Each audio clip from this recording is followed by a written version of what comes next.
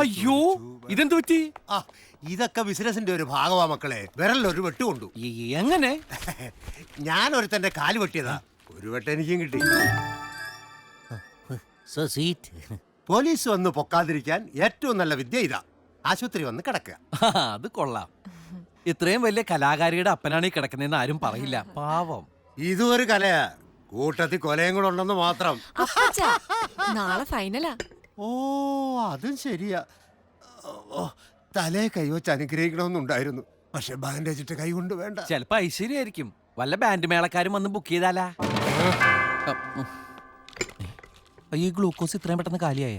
Soda കിട്ടിയില്ല, അതൊഴിച്ചടിച്ചു. നാളെ final ഇടാനുള്ള ഡ്രസ്സ് വാങ്ങിക്കണം. അപ്പച്ചൻ കൂടി ഉണ്ടായിരുന്നെങ്കിൽ. അതെങ്ങനെ? ഒന്നും വേണ്ട, ഒക്കെ ഞാൻ നോക്കിക്കോളാം. അച്ചപ്പനിവിടെ കിടന്നാട്ടെ, അപ്പച്ചനിവിടെ കിടന്നാട്ടെ. അല്ല അത് പിന്നെ no no no no no no, ഒക്കെ ഈ മനു നോക്കിക്കോളാം. സെലക്ഷന്റെ കാര്യത്തിൽ ഞാൻ ആരാന്നറിയാമോ? Something special.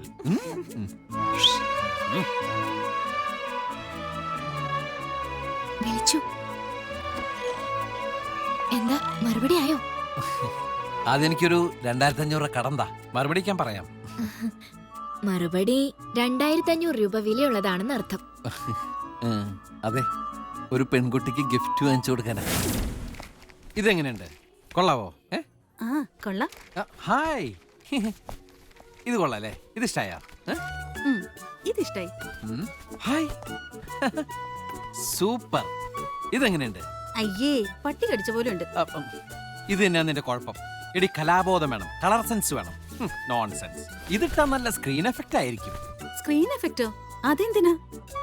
ഇതൊരു ഡോക്ടർക്ക് ചേരില്ല. അതെന്നെ പറഞ്ഞത്. നിന്നെ പോലെ ഒരുത്തിക്ക് ഇത്തരം ചേരില്ല. ഇതിട്ട് ലീന ടിവിയിൽ വന്നാൽ അടിപൊളിയായിരിക്കും. ഇത് തന്നെ എടുക്കാം. എന്താ ഞങ്ങൾ ഇതൊന്ന് പാക്ക് ചെയ്തേക്കട്ടെ, ഞാൻ ബില്ല് കൊടുക്കട്ടെ. അതെ, കിറ്റെക്സ് മെഗാ സിംഗർ പ്രോഗ്രാമിന് ഇടാനുള്ള കവറിന് മേലെ മനു പ്രസന്റ് ടു ലീന എന്നെഴുതണം. വെട്ടൊന്ന്, മുറി 2. അതാ എന്റെ കണക്ക്. വാക്ക് പറഞ്ഞ വാക്കായിരിക്കണം. അയ്യേ, അത് പിന്നെ എനിക്കറിയില്ലേ. ഞാൻ 5 ലക്ഷം രൂപ തരാമെന്ന് പറഞ്ഞാൽ തന്നിരിക്കും. അല്ല, അത് തന്നു കഴിഞ്ഞല്ലോ. അതെ, തന്നു കഴിഞ്ഞു. പക്ഷെ തീർന്നില്ല. എനിക്ക് തന്ന വാക്കും താൻ പാലിക്കണം. എന്റെ മോള് വെറുതെ 1ാം സ്ഥാനത്ത് എത്തിയാ പോരാ, നല്ല മാർക്കോടെ ഉഗ്രം വിജയമായിരിക്കണം. ഒന്നേ, ജഡ്ജിയുടെ ഭർത്താവല്ലേ പറയുന്നത്. നിങ്ങളുടെ മകൾ പാടിയില്ലെങ്കിലും ജയിക്കും.